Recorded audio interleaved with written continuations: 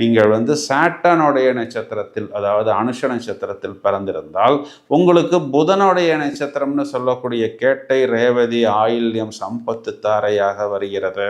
இந்த நட்சத்திரம் வரக்கூடிய நாட்களில் இல்லைன்னா புதன்கிழமை, ஏகாதசி, பௌர்ணமி திதிகளில் நீங்கள் மகாவிஷ்ணு வழிபாடு செய்வது உங்களுக்கு ஒரு விபரீத ராஜயோகத்தை கண்டிப்பாக ஏற்படுத்தும்.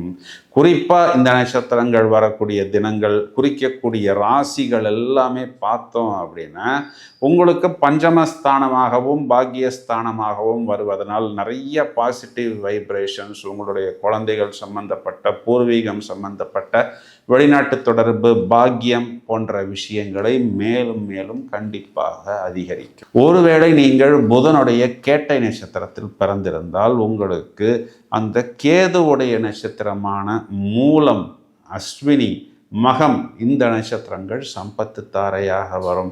இந்த நட்சத்திரத்தை நீங்கள் ஆக்டிவேட் செய்யணும் அப்படின்னா குறிப்பாக நீங்கள் கணபதி வழிபாடு இல்லைன்னா ஆஞ்சநேயர் வழிபாடு இந்த நட்சத்திரம் வரக்கூடிய நாட்களில், அப்படி இல்லைன்னா ஏகாதசி, பௌர்ணமி இல்லைன்னா புதன்கிழமைகளில், சனிக்கிழமைகளில் செய்வதன் மூலம் கண்டிப்பாக உங்களுக்கு நோய், கடன் போன்ற விஷயங்களிலிருந்து வெளியே வருவது, தொழிலில் நல்ல அபிவிருத்தி, உங்களுடைய பூர்வீகம் சம்பந்தப்பட்ட விஷயங்கள், பாக்கியங்கள், உங்களுடைய லக்ஸுரி, கம்ஃபர்ட், நிறைய நோய்கள், வம்பு வழக்கிலிருந்து வெளிவரக்கூடிய அமைப்பை இந்த வழிபாடு முறைகள் உங்களுக்கு ஏற்படுத்தி கொடுக்கும். அப்போது இந்த வீழ்ச்சியிலிருந்து வெளியில் எப்படி ஒரு விபரீத ராஜயோகத்தை அடைய முடியும் அப்படிங்கிறதுக்குண்டான இந்த சீக்ரெட் ஃபார்முலா இந்த பதிவில் இருக்கிறது. இதனை நீங்கள் கையாண்டு கண்டிப்பாக ஒரு நிகரற்ற வெற்றியை பெற முடியும் அப்படிங்கிறது தான் நிதர்சனமான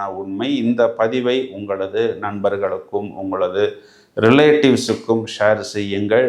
தொடர்ந்து இணைப்பில் இருங்கள். Thank you friends.